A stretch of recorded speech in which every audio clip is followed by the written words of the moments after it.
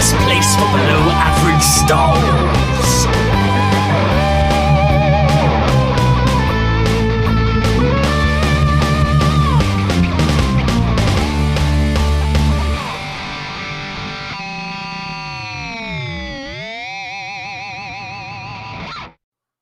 Hello there, and welcome to the StarWars Show, the best place for below average Star Wars. I am the Geordie Jedi Pete, and we are back with a very special episode today. It is, of course, February 7th. It is the annual Star Wars Podcast Day. It is the 4th annual Star Wars Podcast Day. And you're probably thinking, why is there a Star Wars Podcast Day? And why is it February 7th? Well, let me tell you. That was the day Jedi Talk, the very first Star Wars podcast, premiered way back in 1999. And obviously, since then, there's a lot of awesome Star Wars podcasts out there, a lot of awesome takes, different voices from around the world, all talking Star Wars. And we're celebrating that it all began with this one podcast on this one day. And because of that, we're bringing you a very special episode here at the Star Wars Show. Obviously, we've already put out our weekly episode talking the latest Star Wars news. Today's going to be a special episode focusing on Star Wars and Disneyland Paris. Obviously, myself visited Disneyland Paris for the first time in 24 years, actually, at the beginning of the year. And I just want to talk about the Star Wars that we experienced there and maybe what the future holds for Star Wars at Disneyland Paris. I went there with my wonderful wife and my sister and her partner, and our special guest for this episode is my sister, the fantastic babba Fett herself, Katie. Katie, how are you? Hello, Petey. I'm very good, thank you. How are you doing? Yes, I'm very good. I'm excited to talk Disneyland Paris and Star Wars. Before we get started, I think, obviously, as I said, we hadn't been to Disneyland Paris in 24 years before we went in January. Last time we went, you were about maybe between the ages of 4 and 6. Just talk us through how you found Disneyland Paris. So I really, we researched going to Disney quite a lot before we went. We'd been booked for nearly a year beforehand, and we'd watched a lot of vlogs. We'd done a lot of research about where we wanted to go, what we wanted to do. So we were quite prepared in terms of what to expect there. But also I feel like once you get there, there is almost a magic quality to being there. The way everything is laid out, the way everything is staged, from the brilliant cast members to all the theming, everything's just so beautifully and perfectly done. It does feel like you absolutely escape being in the real world. So although we had a very full 4 days there, and we were doing an average of 20 kilometers a day, so although it was really tiring, it was actually oddly very relaxing, having that escape and being kind of immersed in this almost magical environment for 4 days was really, really brilliant. It certainly was.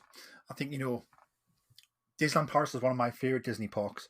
I've only visited Disney World, which I visited twice. So, I've done Magic Kingdom, Epcot, Animal Kingdom, Hollywood Studios, which is my favourite park in America. And obviously I've done Disneyland Paris. Obviously, it's a very beautiful park, brick for brick. Absolutely stunning. Obviously, built in the Michael Eisner era of Walt Disney Company, one of my favourite eras. And when you break things down at Disney, it becomes into three things, really. You have attractions, character encounters, and sort of merchandise and treats. I think let's just dive in and talk about the treats first. I think from what I researched going into Disneyland Paris, there was 4 Star Wars themed treats that were available.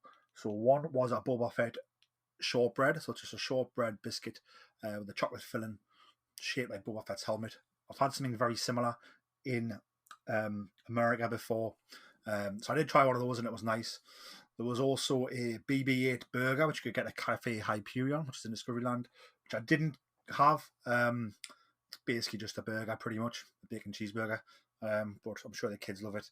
There was a Darth Vader waffle that you could get in Discoveryland. You can get at the Rocket Calf, opposite Star Tours. I did not have the Vader waffle, but it's very similar to the Mickey waffle, just shaped like Vader, but my wife did, and she absolutely loved the Darth Vader waffle. And then there was also a Grogu biscuit, which is a tasty treat that is stocked at the Cool Station, and it's essentially a chocolate hazelnut-filled pistachio biscuit, which I did have one of those, and that was very delicious as well. Did you have any of the Star Wars snacks, Katie? I'm actually really gutted because I didn't have any of these, and I think it must have been when we there was obviously moments we split off, and did our own little thing, and it must I didn't have any of these. I'm really upset about that now. We're gonna have to go back so I can get these snacks. A Definitely have to go pistachio back. filled biscuit sounds amazing. Shaped by Grogu, yep. The child himself. I think, yeah, obviously I rode StarWars a bit more than everyone else in the party. And, I think, well, you know why, because I love Star Wars so much. But yeah, those are the treats on offer. So there's not a lot of treats, but what I would say is that, I think the Grogu biscuit and the shortbread are done very, very well. I didn't try the waffle, but it's a waffle. And obviously the burger is pretty generic. But yeah, that was sort of the treats that are on offer. What you find in America, you can get like the lightsaber churros. So like the colored churros, and they come in a lightsaber handle that like a cardboard handle that you hold it with. They're pretty cool. And obviously, one thing that America does have once you go to Galaxy's Edge, which is actually a Star Wars environment, obviously the food's themed and the drinks are themed like they would be in the Star Wars universe in canon, which obviously we don't have in Paris yet. Maybe we can say that.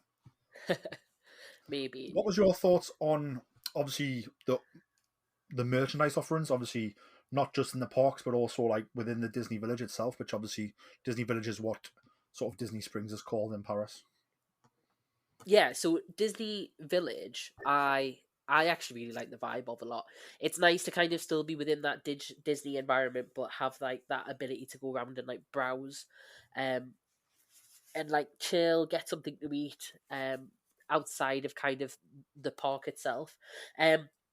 In terms of merch, there's so many like different Disney stores inside Disney Village that all sell different parts of Disney merch. There was like proper in every one I went in, there was some form of Star Wars merchandise to be found, whether that's like pin badges for pin trading, lanyards, small little plushies, mugs, all things like that. So there definitely is like a lot of merch on offer in Disney Village. There's like a really cool print shop which also sells some sculptures and stuff. I should probably say ornaments. That's probably a better descriptor than sculpture. But you can like buy things in there and have them like to order and ship them home so that you don't have to worry about baggage like if you flew over, if you've got the Eurostar or something. But something I wish I'd realised then is actually since coming home I've gone to try and order things online from that store and I can't actually find that feature. So I think although they offer things to be posted to you, you have to order them in that store. Like you can't do it online, which could be worth people knowing, unless because they might do what I did, thinking, "Oh, I'll just order it when I get home," and it's not actually available. In the park itself, though, obviously, like in Discovery Land, where the Star Wars based rides are, then there's the specific ride shops when you get off, and they again had like a really good range of Star Wars stuff. A lot of Ahsoka stuff, which I was really happy to see, like Ahsoka lounge flies, t-shirts, figures, things like that. In the shop coming off, I think it was Hyperspace Mountain. It was either Hyperspace Mountain or Star Tours. They had that build your own lightsaber bit as well, and I was really excited when I first saw it. But it's more like a toy lightsaber, if that makes sense, as opposed to the ones that you can build at Galaxy's Edge. So that's really good for the kids, but I think it would be really cool if they did have one of the things that they have at Galaxy's Edge where you can build like your own proper lightsaber. I think that would be really great. What was your views on the merchandise situation, Peter? Yeah, I think it was quite a big mix. I think if you take Disney Village, for example, I think, all of the shops obviously had a wide range of the Disney IPs available for sale, whether it be from Disney Animation, Disney's live action movies, whether it be Marvel Studios, Pixar, Star Wars, Indiana Jones. So there was a lot from different Mickey ears, Star Wars themed ones. Some Ahsoka ones certainly for sale. T-shirts, hoodies were available, cats. Keychains were a big thing that they had a lot of. Obviously pin badges, although I didn't see any like special edition pin badges on sale. They did have Star Wars pin badges available, which was really cool. And yeah, I think it's not until you get in the parks where you see some different types of merchandise. So, I think when you come out off of Star Tours, obviously you enter through sort of their version of Star Traders. So the ride actually puts you out into the gift shop in true through the gift shop fashion, which is fantastic. And again, this has a lot of sort of, you know, figurines, t-shirts, hats, mugs available, things like that, backpacks, accessories, pin badges, key rings. But yeah, they did have sort of two sections of like building things. So I've known about these things for a while, and they've had them since before the Galaxy's Edge expansions in America. But obviously the first one is, as you mentioned, is build the lightsaber. So that's been in there since, for a while, and it is cool because you essentially get to build sort of the caliber lightsaber that matches the Hasbro toy ones that you used to get sort of in the late 90s, early 2000s. So it's plastic. You pick the color of the blade, you pick components for the handle, and they're pretty sturdy, so they're good for playing with as kids. You can duel with them and things like that. So I've always wanted to do one of those, but I never have. And obviously now I'm a bit older, I'm torn more towards, I'd love to build my own premium version rather than that version. But I still think great for the kids, and obviously, it's a lot cheaper option for people who are there who maybe can't afford the full Savvy's workshop experience, which you get in Galaxy's Edge. Obviously, I haven't been to America since the Galaxy's expansion, so obviously I know you can, do the Savvy's workshop and build your own lightsaber, and that's a full experience as well as building a lightsaber. I imagine you can still build these more children-like toy versions in Disney shops outside of Galaxy's Edge, I imagine. And like I said, it's not really an experience more just building it and paying for it. But you can also build your own droid. So one of the things that, the Disney parks have is the droid factory, and I've had that for a while where, not only can you build your own droid, but they release like limited edition droids all the time. So some of my collection, for example, so I've got a winter collection. It's called R2H16, and it's sort of an R2D2 unit that wears it's in winter colours and has a winter hat. I've also got a chopper version that I got from a Star Wars celebration in Florida, and I've got R2 Boo, which is an R2 unit in sort of purple, orange, and green colours, like Halloween colours, as well as a Droid Factory 4-pack, where it's essentially just 4 really cool looking droids. So these are like pre-packaged, pre-made figures, like all mint on card and box. But you can also build your own droid here. So I did indeed build my own droid. It's pretty cool. You get to pick between you pick the right and left legs, you pick the foot, you pick the middle bit of the unit, and you pick the head, and you can also pick an accessory as a hat. So I chose the Mickey ears hat for my R2 unit, which is pretty cool. One thing I did notice, there was some in a glass counter that was sort of displaying, and some of them had like the it was like the Yoda cap with the ears that Steven Spielberg famously wears, and some of those sort of 80s behind the scenes footage, but those items weren't available. They must have been available in the past, or maybe just special edition. But there's everything from like Mickey ears to Indiana Jones hats for it. Really, really cool. So I did build a droid, and I'll be sharing pictures of that droid on social media. I just thought I had to build a droid. I can't remember the price I paid for it, but I'm sure it was around nothing more than €10, which is pretty cool. And obviously it comes in a little box, so you can't see inside the box obviously until you open it. It's the only problem, I suppose. But yeah, so I did build my own droid as my own little souvenir, and that was really, really cool. And then what I also found really interesting was inside the Star Traders, obviously you could build your own toy lightsabers, but they also had on display the Hasbro Black Series lightsabers, so getting more of a premium weapon there for display purposes and for playing with, I suppose. And then they also had, obviously we know over in Galaxy's Edge, over on the West Coast and East Coast of America, not only can you build your own lightsaber at Savvy's workshop, but there's also Doc Ondor's Den of Antiquities, where you can buy legacy lightsabers, which are like premium versions of all your favorite lightsabers you see in the Star Wars universe, and they cover like our main characters like Luke Skywalker, Darth Vader, Ben Solo, Kylo Ren, Rey, to some of our characters from animation. Kanan has one. Ahsoka Tano has 2 different sets now, obviously some from the animated world, some from the live action world, and they keep doing sort of new ones all the time, and they come and go in out of stock, and some are limited. I think one of my favorite ones I've just released over there is the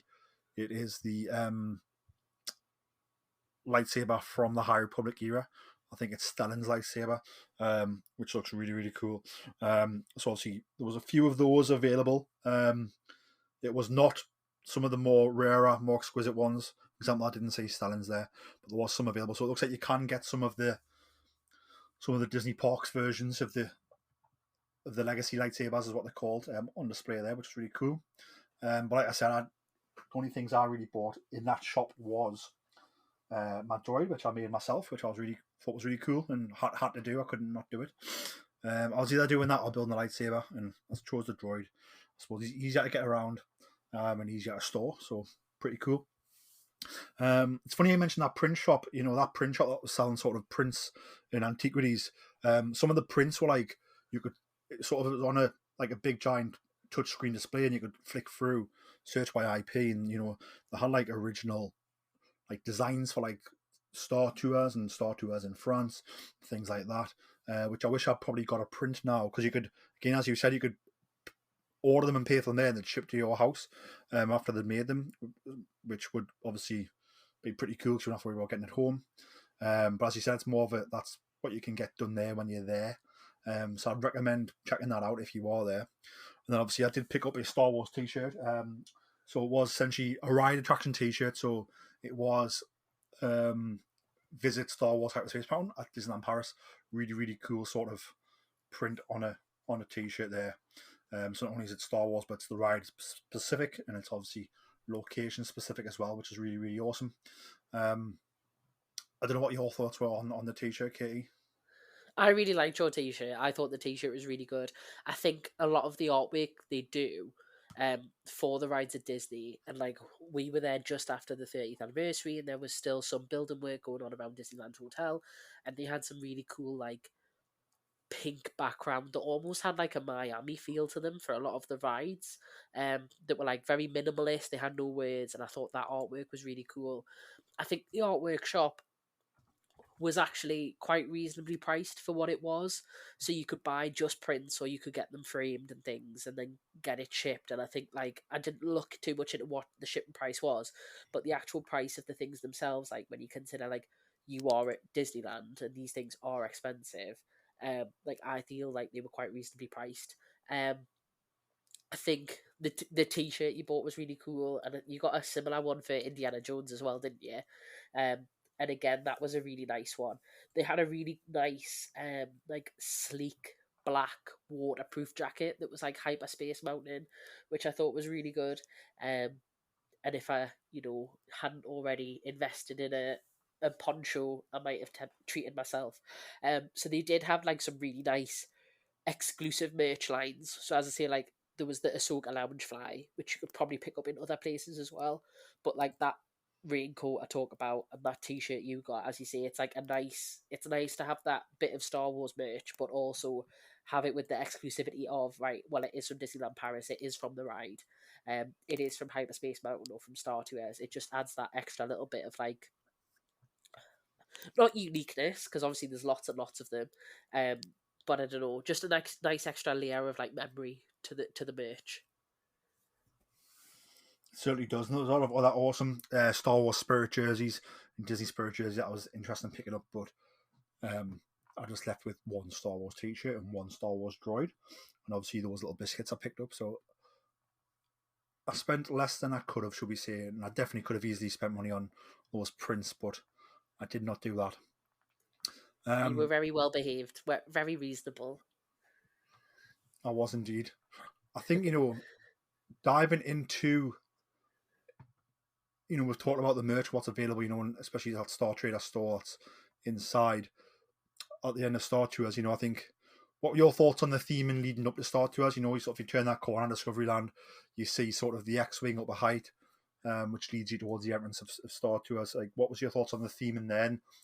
The theming of the queue of Star Tours, I suppose? Oh, well, so we talked about the fact that we went to Disney when we were kids, and I was 3 or 4. And obviously when you're 3 or 4, your memories aren't huge, and you can't remember a lot, but I think pictures have helped a little bit, but I remember the X-Wing, I remember the queue for Star Tours, and I think when we were little and we went, Darth Vader was walking about, wasn't he? I'm sure that happened. So like I actually, when we got in there, it's obviously been updated a little bit, but I was like, oh, I remember parts of this. The theming is, and like Disney do this so well, from when you're just walking down Main Street to when you're in a land, to then like specifically heading to a ride. Like their theming is always like there's no stone left unturned. Like everything is perfect. Like from the bins through to like everything is just completely amazing. I liked the. It was obviously sometimes you're queuing for quite a long period of time. Like sometimes queues on rides, if they're 90 minutes, like Peter Pan's flight gets to 90 minutes, Crush's Coaster gets to 90 minutes. I think probably the longest restore Star Tours queue was about 40 minutes, but that is still a very long time to be in a queue. So they have to keep those queues interactive to keep people happy. But I really loved, there's a big board that has like all the departures and the flights. And it was like, oh, I know that planet. Oh, I've heard of that place. That was really cool. And like the announcements that came over the tannoy and stuff, made it really seem like you were in a port, like a transportation port, waiting to like go off to wherever. Like the theming was like incredible, spot on. And the staff as well, like they keep it moving so effectively. Like when you do come to board, and like the way they do that is all really great. It certainly is. I think the queue is really awesome. Obviously, not only do you have sort of cool visuals where you have a giant screen sort of showing you the galaxy, shows you it's also it's a viewport to the spaceport that you're in, but it also has information that comes up. It shows you planets, it shows you departure times. It fluctuates between English, French, and Arabic, which is of course the Star Wars canon language. And while that's all that's happening, when you navigate through the queue, you also come to find you see the Star Speeder that you're going to be traveling in, and R2D2 and C3PO animatronics, and they're fixing the ship, having a conversation. Really cool. And then obviously the rides change throughout the time. Star Tours, obviously used to be piloted by Captain Rex, RX-23, obviously voiced by Pee Wee Herman, Paulie Rubens, who's sadly passed away now. And then obviously when they redid the ride, C3PO became the pilot. But you see some of these RX units sort of in boxes as well as other R2 units as you go through the queue, which is really cool. There's a really cool moment they've got a droid that sort of checking baggage, and it blows some up if it thinks that they've got things in that shouldn't. And there's also a droid at the very top who's scanning people, but it actually scans you if you look at it when you walk through. It's a body scan, and if you move your arms and stuff, it tracks you, which is quite cool. Yeah, what were your thoughts on obviously on Star Tour? So you see the big X-wing, you get in the queue. As soon as you go in the queue, you're transported to the the space port that you're in. You see the ship that is getting fixed. You then get to your boarding gate where it actually shows you the ship you've just seen in the queue in its same place getting worked on by the team. So again, it's sort of very interactive and very linear story, which is awesome. You then board. Sort of just what were your thoughts on Star Tours as a ride? Like in its simplicity, I think is a success. Like it is essentially a simulator ride. As you say, like C3PO pilots the craft. The plot line is he's been pulled in to like fix something. Is it reprogram or something? And then all of a sudden, like you're off somewhere, and like he's driving you there. But like you do get very caught up, and obviously like it's not. We went on a few times, and it was never the same scenario. So you do like because of the whole way that the queues kind of got you entranced, and then when you're in the actual ship itself, it is like very absorbing. Like you do feel like fully that you're in it.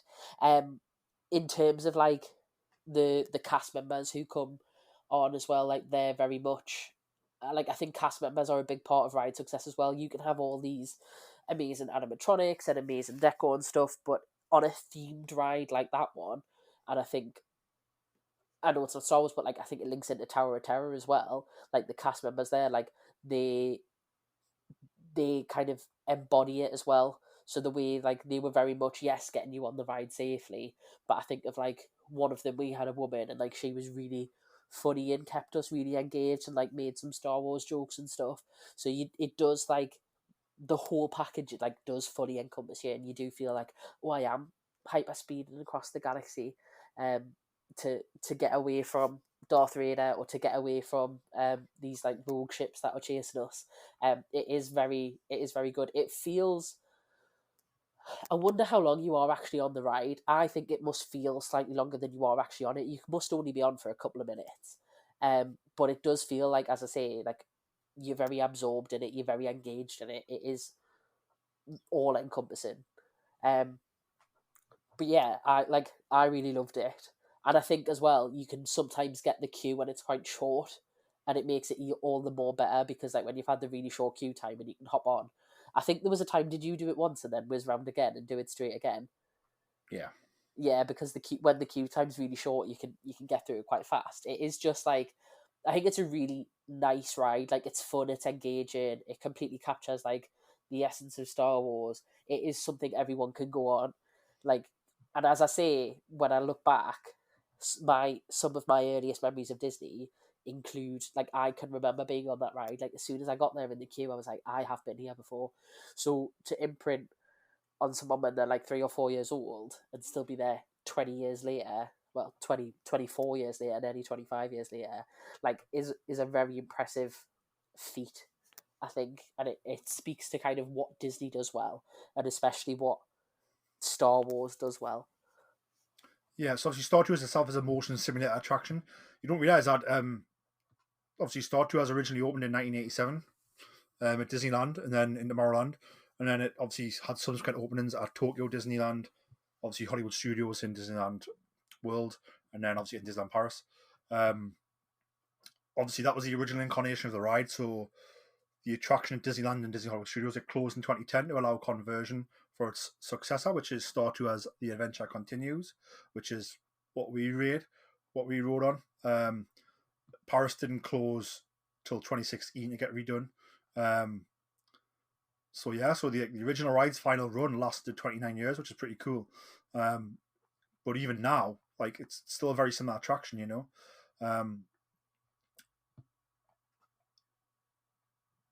I think if you think about the ride system itself, all it is, it's just like it's a hydraulic motion based cabins. Essentially, what the ship is. 6 degrees of freedom. It can move sort of 35 degrees in an XYZ plane. It was patented as advanced technology. By some really, really big companies. Actually developed in England, believe it or not, Sussex, where it was originally done. Obviously, Disneyland original had 4 simulators, while the Tokyo, Disneyland Paris, and Hollywood Studios have 6 bases. That's like how many actual ships they have to board, if that makes sense. But yeah, obviously we rode The Adventures Continue, which is the successor attraction. So that opened in Disney's Hollywood Studios on May 20th, 2011, and at Disneyland on June the 3rd, replacing the park's original Star Tours attractions.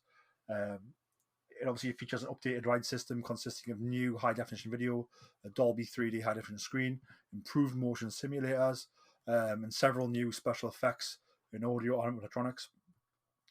Obviously, the attraction is set at an earlier point in the Star Wars timeline between Avengers of A New Hope. It's piloted by C-3PO now. Obviously, Rex, as I said, appears. RX-24, who's the original pilot. He does appear. You can see him sort of in the queue in a box, which is pretty cool. And for those who don't know, RX-24 survives in Star Wars canon. He's now the DJ at Uruga's Cantina in Star Wars Galaxy's Edge, both on the East Coast and West Coast, which is really cool. That is considered Star Wars canon. And that is set roughly 3 decades after the events of Star Tours.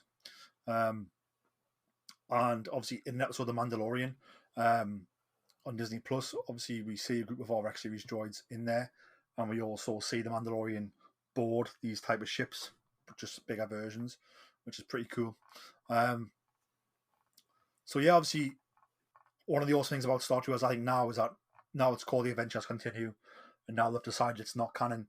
Like, there's so many different combinations you can get. That you can see, totally different worlds. You can start off escaping the Empire.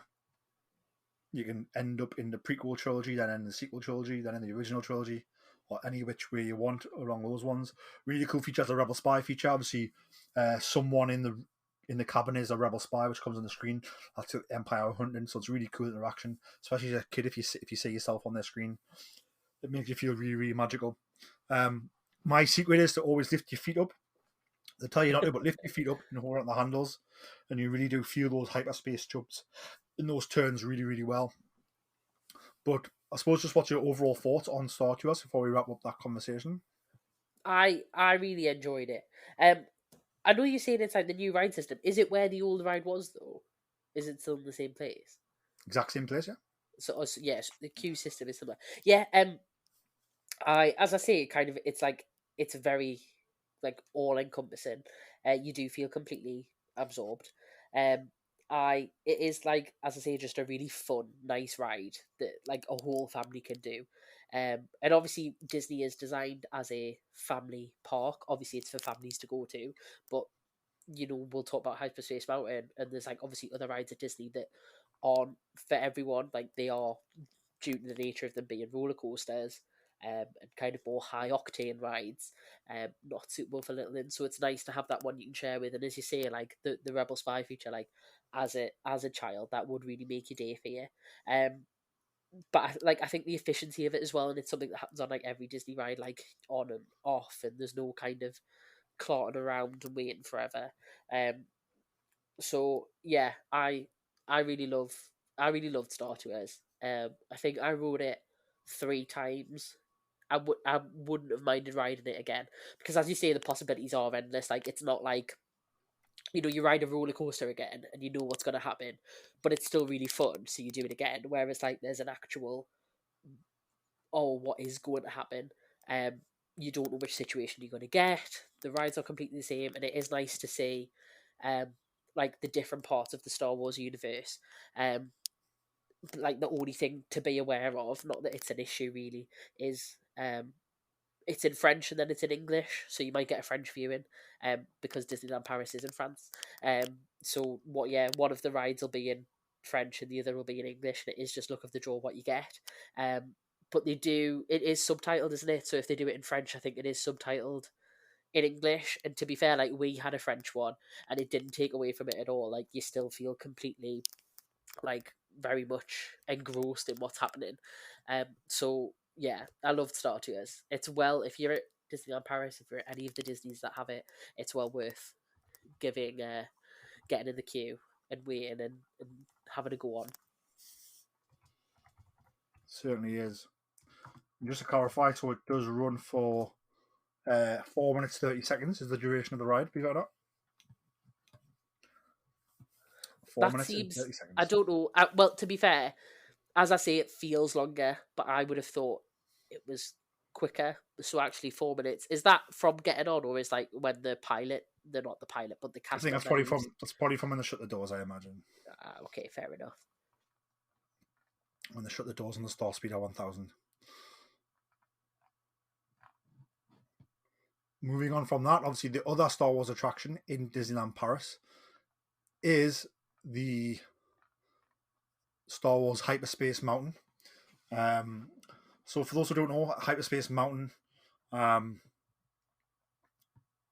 obviously was sort of the key thrill ride in Disneyland Paris' Tomorrowland, which is called Discoveryland. Obviously, originally Disneyland Paris wanted to make the Parisian European version, sort of a replica of Space Mountain from Tokyo Disneyland. However, after this sort of work on Discoveryland, the showcase attraction was planned, and they wanted to go to sort of European routes, which is why it's sort of themed along. Sort of, it's very much like steampunk. Outside of it's very much like steampunk. It's Jules Verne theme from the outside, which is really cool. So yeah, it's quite an extravagant version of Space Mountain that we see there.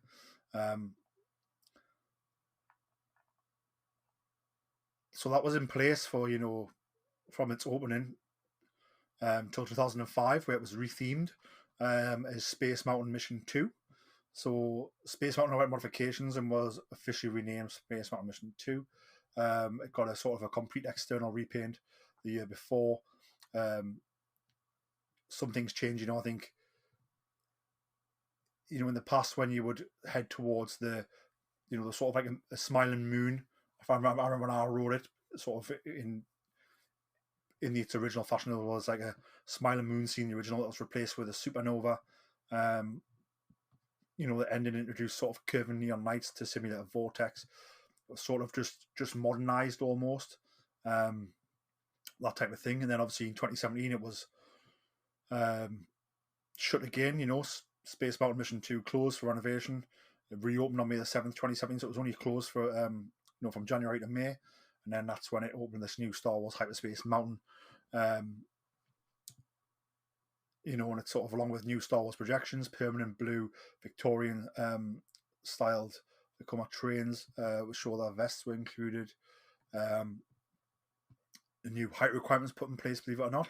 So they did change some things in that ride. Although a lot of it still is very much similar to the original Space Mountain, I suppose, that was put in there.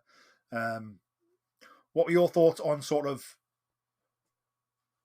on the ride of Hyperspace Mountain, and sort of your thoughts on, I think it's very evident when you get that it's like, it doesn't scream 100% Star Wars at you because it still has a lot of these very strong design features that were put there originally to go with the steampunk and Jules Verne style.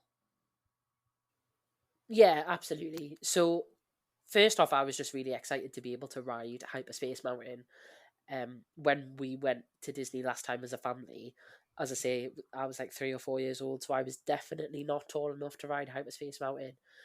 So I remember like you and Dad went on, and then you and Dad came back, and then Mum went on, and I just got kind of left with whoever was not on the ride at the time. So I was really excited to ride it. Yeah, the building is beautiful from the outside. Like, it is very much a focal point of Discoveryland. Like, your eye is drawn to it. Is a beautiful design. When you are going through the queue system, of quite a bit of it's outside actually. If the queue's really long for it, the once you're actually in, a lot of the theming is they've got like pictures of different Star Wars ships, haven't they? So like, it's themed like you are in a space battle. So it's got pictures of like X-wings and stuff like that. And then it's got pictures of like TIE fighters and stuff. And it has like the schematics. And I think you got some quite cool pictures of them. But yeah, like, you progress through the queue. I think it's most evident in the very last proper room you go in. And it's almost like that one hasn't been touched, which is nice in a way because it is gorgeous, like, it is beautiful. And it makes me, obviously I hadn't seen it before. As I say, I wasn't able to ride it, so I wasn't able to queue. I hadn't seen it before. It makes me almost kind of sad that they did change Space Mountain. Now obviously they had their reasons for doing that. Obviously it's still massively successful. But I would have loved to have seen it before it was all kind of redecorated and redone. The ride itself is quite a comfy ride, so the harnesses that come over you, it is like comes over your chest and clips in, but they've got like, it's almost like extra seatbelt in, so you do feel really secure and you don't bounce about as much. My top tip, as with like the big roller coasters, so this is the same with Indiana Jones, it's the same with Avengers Flight Force, if you've got like a hood or something, I'd put it up. Just gives you an extra little bit of cushion as your head throws back, if it throws back. And also, like, I have longer hair, and even though it was tied back, when I went to get out of one of the rides, like, the harness had caught a bit, so like I actually just had to pull, obviously, because you have to get off quite quickly. And like, I did feel like one or two of my hairs like snap, so the using the like a hoodie or something will help with that a lot. The ride is really fast, hence the Hyperspace Mountain. It is really exciting. I'd say worth the wait, 100%. We rode it a couple of times, which was really good. I will say, I think, I don't know if this is overly harsh, the themings, I'm going to use the word weak. I don't know if you agree, Peter. Like, obviously added Star Wars concepts to it. It is still a really good, really fun roller coaster. I would thoroughly recommend getting on it. But it's not as immersive as Star Tours is. I don't know if you agree. Yeah, sort of. So I think I think it does a better job than, say, for example, Avengers Flight Force does with it replacing sort of, which is essentially to put a Marvel overlay over the original Aerosmith ride. I think it does a better look at that. I think I'll just start from the beginning and we'll get there. So I think for me, I think the way Space Mountain looks on the outside, and it's its structure, it's how it's built. It's very steampunk, very Jules Verne, and it's stunning and beautiful. You can see it from, once you leave the airport and you're traveling into Paris. When you're about 20 minutes outside, you can sort of see it in the distance, which is wonderful. And I think when you get into Discoveryland, it's all sort of those crystallized, jagged cut rocks with fountains thrown over, and that very much is a big part of the queue into the internal building of Space Mountain. And then when you get in, that's where they've sort of started to Star Wars eyes it. I think you go through black corridors, picture of X-Wings, TIE Fighters, other spaceships. They're like schematics as if you go into battle, which is a cool feature. But I did find that the ride seems to be set in the original trilogy era. But I noticed some of the schematics were like First Order TIE Fighters, which are a bit different, and also sort of the X-Wings, sort of the Poe Dameron model X-Wing as opposed to the original trilogy model X-Wing. So they have different engines, for example, and the wings. An original X-Wing from the original trilogy, so the Luke Skywalker X-Wing, for example, it has 4 wings that open, but they're shut to make 2, and 4 engines, where in the sequel trilogy, so the more modernized X-Wing, it's 1 engine that cuts in half when it opens, and the wing itself splits, so it's like front and back, and it opens up. So those were the ones that were on the schematics, but then the Star Destroyers were the original Star Destroyers, so it was and then in the ride it's all of the original trilogy stuff. So I figured if they were doing that, they should have they could have got that right. They could have picked the right schematics. The schematics of normal X-Wings, normal TIE Fighters, they're there. So I think they could have got that right. Would have been good. And then once you get sort of past there, there's a video of someone giving you a demonstration about the ride and stuff. And then, as you said, you go into that room where it's sort of the hall of the Baltimore Gun Club, which is all linked to Space Mountain's past. There's blueprints of the mission's propulsion devices shown really beautifully. Obviously, it's the Columbiad, which is the fictional cannon designed to launch spacecraft into space at lightning speed, which all stems from this Space Mountain's past. And I'm glad they didn't touch this room because it's beautiful. And you see sort of the Victorian style rocket trains designed all over by the company Vekoma. It's all cool stuff. And then then you go into the boarding. You go down the steps. You can see both lanes of the carts arriving to take you off, and they've got Star Wars banners hanging from the ceiling, which look cool. And then you're off on the ride. And the ride itself, it's still awesome. I do like the theming inside. I think it does feel like a space battle, especially when it brings you up at certain points and the way they've got certain cannon blasters. It does feel like that. So I think they have done a good job of the retheme inside the ride. But for me, I feel like this would be awesome as a one-off for special editions, and if you could put it back to what it was, would be awesome. I think what Hyperspace Mountain does for Paris is it allows you to have a second Star Wars attraction without committing to a giant Star Wars land, which we'll get into. So I very much enjoyed the roller coaster, fantastic roller coaster. I thought the theming inside the coaster was good. I thought the theming in the queue was okay executed, but also, I love Star Wars, but I've also been on that ride and seen what the original theme was like. I feel it's a shame to put Star Wars over it, almost. But overall, when you're on that ride, you feel like you're in an X-Wing dogfight, which is absolutely fantastic, fighting with these X-Wings and Star Destroyers and TIE Fighters. There's many times when you'd come up at the top of a loop and you'd see a big Star Destroyer screen. I remember shouting Star Destroyer because it just popped as you come up. You could see it. It was pretty magical feeling. I don't know what your thoughts are on just overall thoughts on that to wrap things up on Space Mountain. Yeah, for me, as I say, it is definitely worth the ride. And I do think, to consider it's been retroactively fit over something that was already there. And I agree that it is better than Flight Force in terms of that aspect. But yeah, if it could be a one-off or like a limited edition run, and then go back to being what Space Mountain originally was, that would be really cool. And then especially for me as someone who's never got to ride Space Mountain, that would be brilliant. But I know I did enjoy it. It is a really good roller coaster, and the as you say, like it does. You don't feel like you're not on a Star Wars ride, like you do, but it is just like that last room. And as I say, I am grateful still that it's got the original theme in, but it does just kind of remind you, like, oh, this has been retroactively fit over. But I thoroughly enjoyed it, and again, that's one that can get quite a big queue. Like it can be up to an hour. Single rider wasn't really running very well when we were there. But if you can try and get single rider, then it can cut that queue down quite a lot. And to be fair, like you only ride in twos anyway, and because of how fast it is, I don't think even if you're in a group, like there was a few rides we did, didn't we, where we actually got in the single rider queue together. There was a couple of them where we ended up sat next to each other in the ride, or we were only a cart or two apart. So single rider queue doesn't make that much difference. Like if you're there for the riding it, it can be worthwhile to do. But yeah, I would thoroughly recommend it. Still, it is an amazing coaster. And then when you think about, I'm going to assume the track itself hasn't really changed. Like the route is still the same. Yep.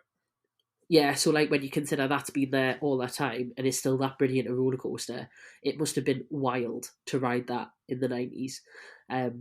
For it to still be like a big thrill in the 2020s when, you know, technology has came on so far, and some of the rides that you see like in Disney in America and stuff are like insane.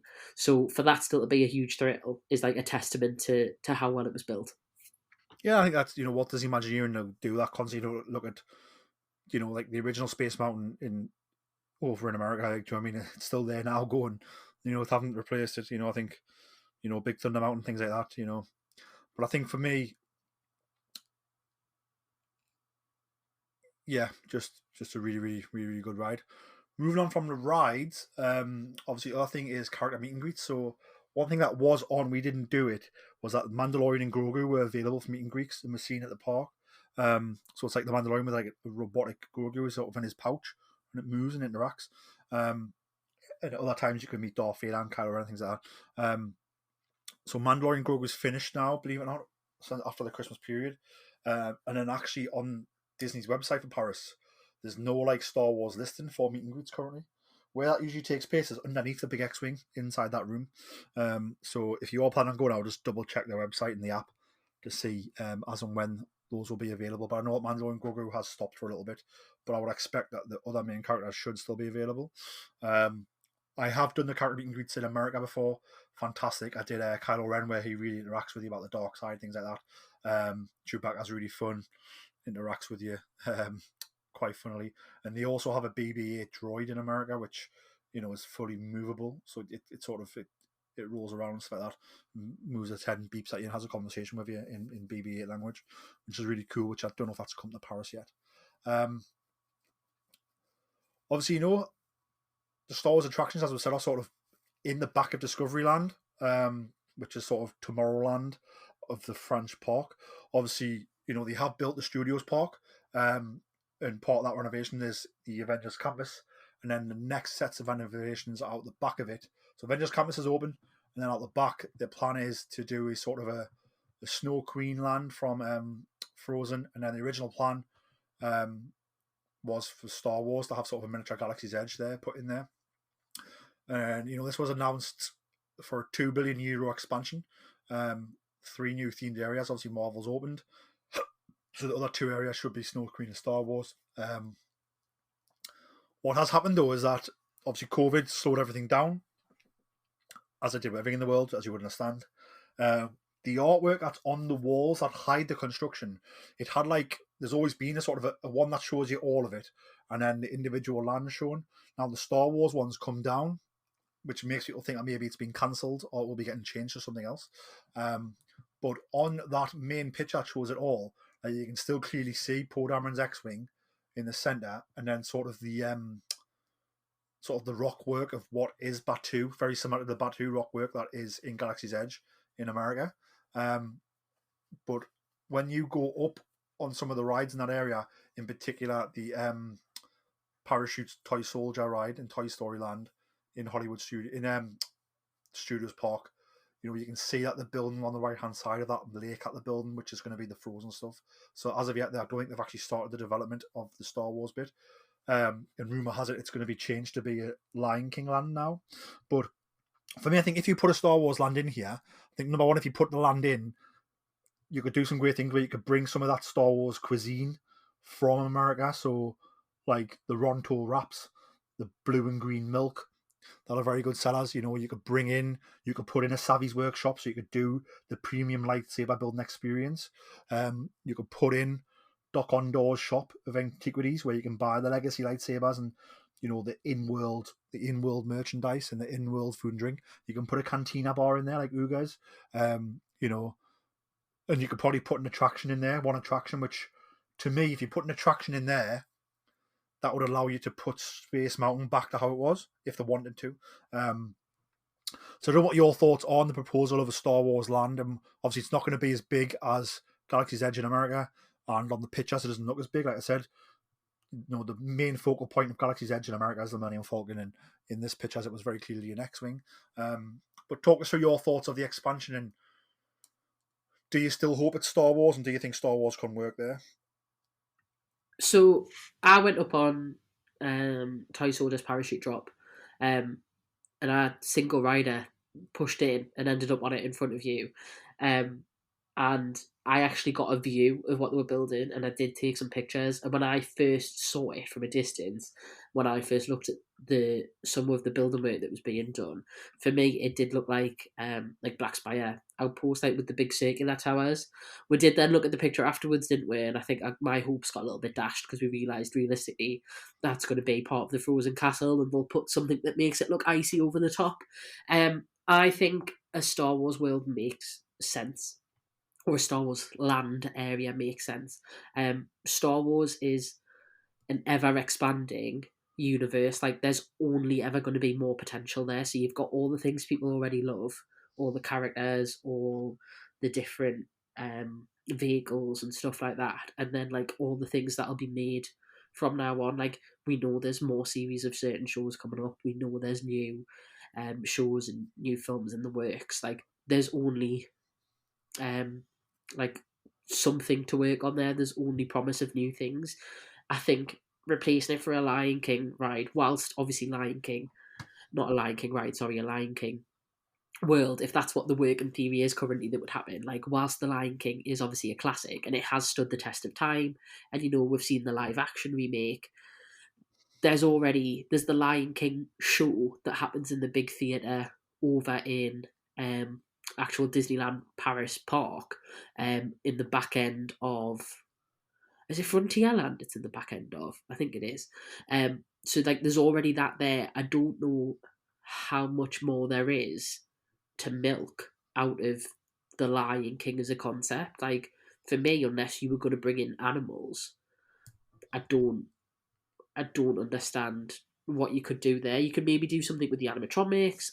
The only way I'd love it is if they brought something like Jungle Cruise, and that would be the only way I think I'd fully back something like that. But I think the Star Wars world or land holds more potential, both in terms of things you could do. If they're looking to turn a profit, as you've just said, there's all those stores you could bring. There's all the different cuisines, there's all the different experiences you could do. Like, I think that one only stands to get bigger and better. Like, for me, that would be the obvious one to do. If you look at the big, like, IP of Disney, you've got Marvel, which you've now got with Avengers Campus. Frozen's obviously huge, and that's in a world where there's lots of other Pixar attractions. I think Star Wars would be the next route to go down for me, and I hope when things get up and running again, because as you say, COVID did slow some things down, and they have slowed down production and things are delayed. I hope when things get back on track that it is actually a Star Wars land, because I think I'd much prefer that, and I think it makes more sense. in terms of everything they want to do. Yeah, I think for me, I think the problem you have is that, with America, you have a lot of the Animal Kingdom stuff, like in Animal Kingdom and things like that, so which we don't have in Paris. So I hope they are building it, there's a mini Galaxy's Edge here, but my worry is that, like, they have pivoted and it is going to be, Lion King themed. But what I do think, though, is that there's a lot of space out the back of Discoveryland, right, where Star Tours in Space Mountain is. There's like 2 theaters down there, which, like, one gets used a little bit and one doesn't. And there's like land out the back. Where Space Mountain spits you out, the way you walk around. There's a lot of space. So I suppose 2 things for me. If you're not going to put the Star Wars expansion in the Studios park, and you're going to go ahead and do Lion King there, I feel you can close down Star Tours and everything behind Star Tours to the back of the park to where Space Mountain kicks you out. You could develop that into a Star Wars expansion as well. So I don't know whether they want to do that. And again, it would take away from, like, some of the beauty of that area and the original theming. So, which I don't want them to do, but time will tell. But I think the only issue I would have is that if they are building the Star Wars expansion as planned in the Studios park to the left of the lake that they're putting in place, like I said, I think the benefits will be there is that you'll be able to put in, like I said, at Uga's Cantina, the Rondo wraps, so all the in-galaxy themed food and drink, the blue milk, the green milk. You can put in the Savvy's workshop where, you get to experience building the premium lightsabers. You can put in the Dock-on-Door Stand of Antiquities where you're buying those premium in-world items, the holocrons, the statues, the outfits, all that type of stuff. But the problem is that in America, with the Millennium Falcon being the centerpiece, that houses a ride. And you also have Rise of Resistance, which is the brand new ride there, which is like one of the best rides ever. Brand new ride system. In this land that you see, there's not room for Rise of the Resistance. We're not getting Rise of the Resistance, doesn't look like. And with the X-Wing being the center point, you cannot hide a simulator ride inside one X-Wing prop, if that makes sense. So, yeah, it's going to be if you're building that land and not putting an attraction in, maybe that's what they're thinking, and maybe thinking if we can put Lion King in there and then maybe redevelop Discoveryland in some way where we can maybe put Rise of Resistance in. But it's all hearsay at the moment, I suppose. We will see. But I would just love to be able to get some of those, walk down a Star Wars street, see not just the architecture of, like, the rocks and the cliffs, but also the buildings and the bars and the shops, and the paths and all that, and the droids in the background, and the speeders, all that type of stuff would be really awesome. But time will tell, I suppose. Time will tell. But I will be sharing pictures on social media of the artwork I took a picture of, which shows you the expansion. And in that expansion, you can see, like I said, the Star Wars stuff there. What's your thoughts on again, if they went Lion King in the Studios park next to the lake? What's your thoughts on them redeveloping the back end of Discoveryland? I mean, I'd be for it because I think they need that Star Wars attraction. Like, I think Star Wars, like, land, rather. I think there's there's a reason Star Wars has the longevity it has. Like, it's not like all of a sudden people are going to turn around tomorrow and not like Star Wars. So I think, again, as I've said, like, it makes sense to put a bigger, like, kind of Star Wars land in. I agree with what you've said, though. Like, it would be a shame if it completely ruined the, like, existing design of Discoveryland. I'd want them to be, and I trust Disney to do this because it's very rare for Disney not to get the design feature right, but I'd want them to be really careful about how they put it in, so that kind of, as you say, that almost steampunk aspect of the current Discoveryland was protected, because I think it does have that, and that ties in with, like, the the Nautilus and that Jules Verne vibe really, really well. And if you weren't careful about how you put, like, I assume they'd probably still call it, like, Batu. If you weren't careful about how you put that in, like, it could, as you say, ruin the aesthetic, I suppose, of what's already there. And I think it is quite a unique thing that's already there. It is a Discoveryland and not a Tomorrowland. So I think it would be a shame to lose that just for the sake of Star Wars. But they've got like I've not been to the other Disney parks, but I know like in California it's quite close to other things, isn't it? Like there's stuff around it.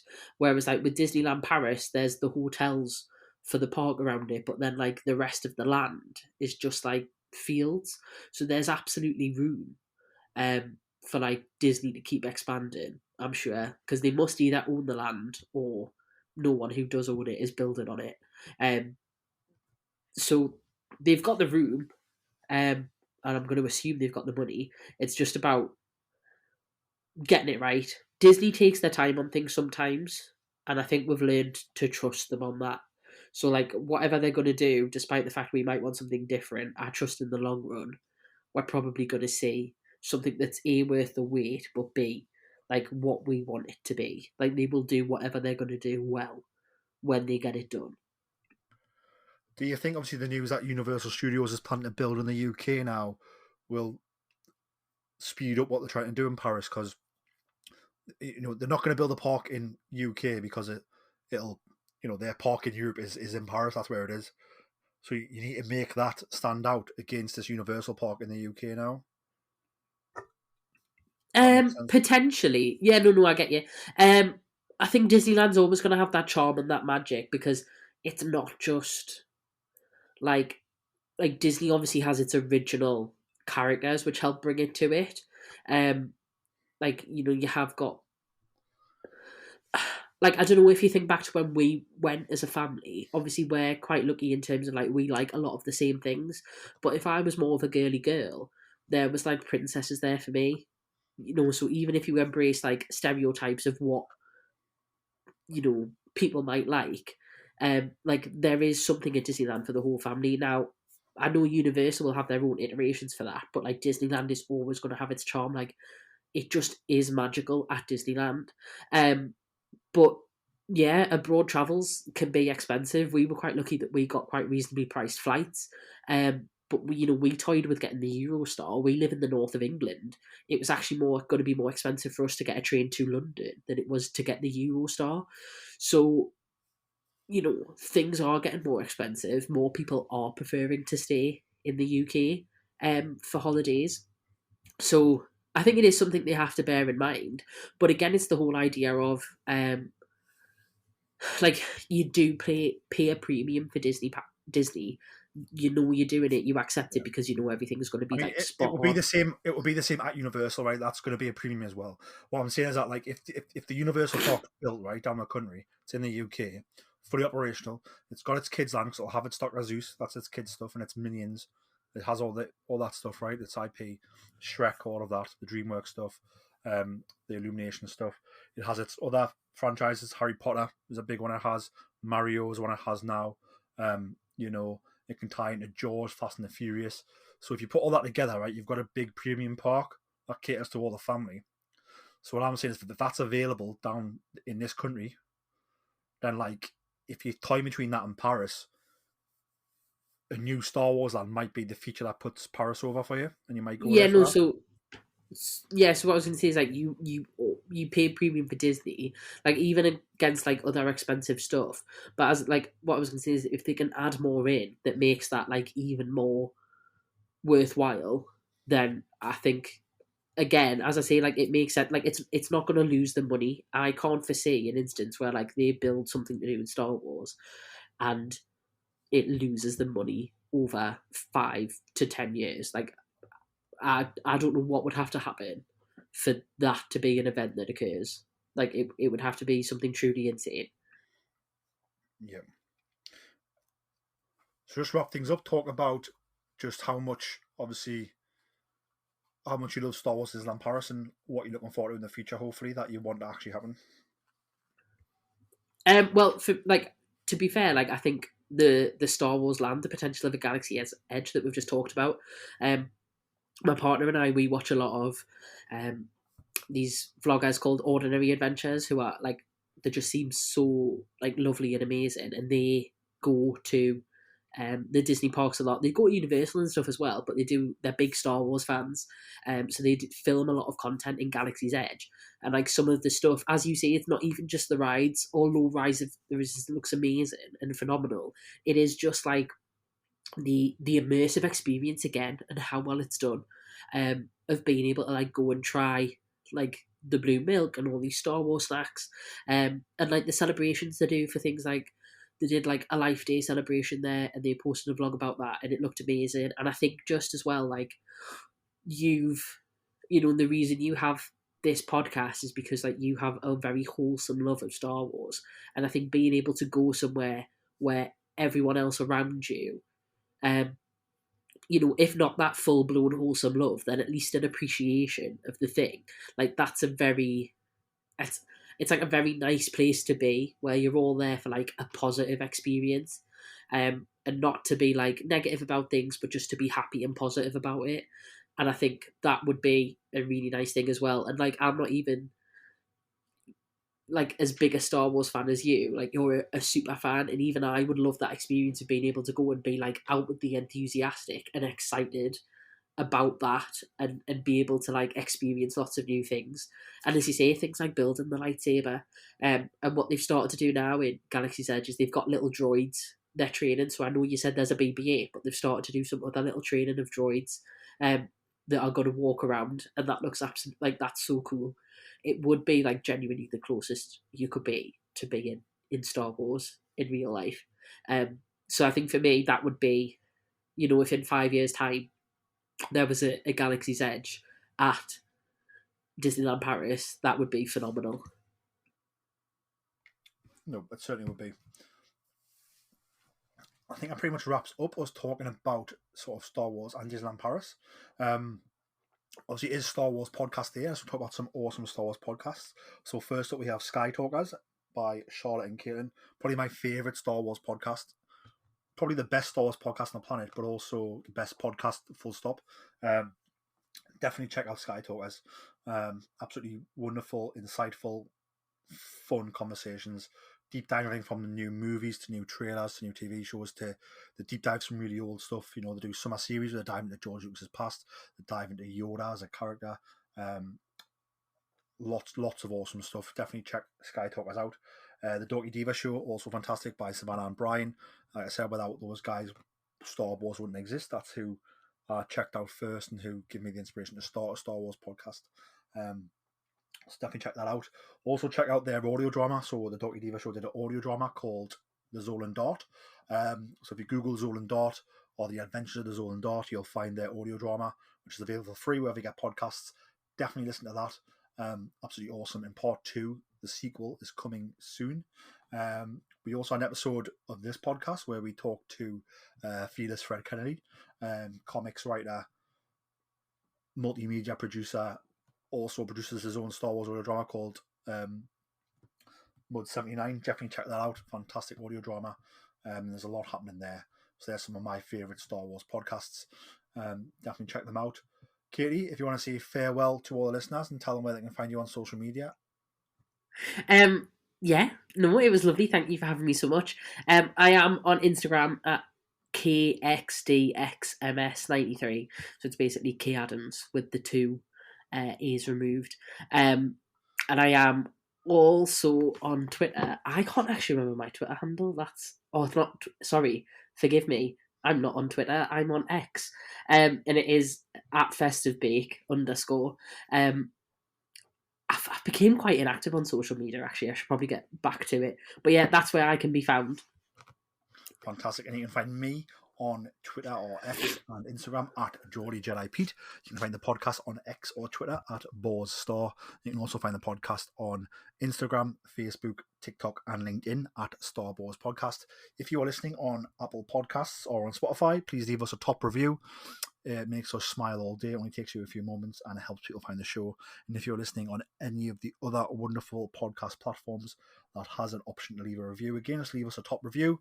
Makes us smile all day. Only takes you a few seconds and it helps people find the show. Might help you get into heaven, or if you don't believe in God, it might help you get some extra chocolate bars. Who knows? But give it a try. We love it. But note that brings an end to our podcast day 2024 special. May the force be with you all. And remember, always tell that to Kanja Club. The Dorky Diva Show presents Why is this seat so much more comfortable? the long-awaited sequel to the adventures of the Zolendart audio drama. Have you seen the captain's datapad? Trying to work, Murph. Piloting the Zolendart by himself, You do understand the details of this particular job, correct? I've been on plenty of jobs like this. With you! Reldar Sias returns to a planet he thought he'd left behind for good. Is there a reason you didn't mention I was tagging along? Hopefully having you there will make others think twice about messing with me. Making new friends Oh, you must be the pilot of the Zolendart, yes? I guess I am. and reconnecting with old ones, Reldar? Vera? What are you doing here? until past grudges resurface. I'd be minding my own business if I were you. Well, if your business wasn't being handled right in front of my face, maybe I could mind my own business. We have to leave. Now.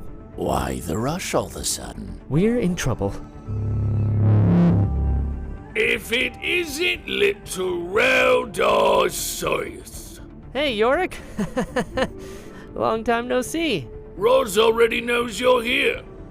Oh, Look who decided to come home. Reldar must confront his origin, I must admit, I never saw this as being a part of your past, Softshell.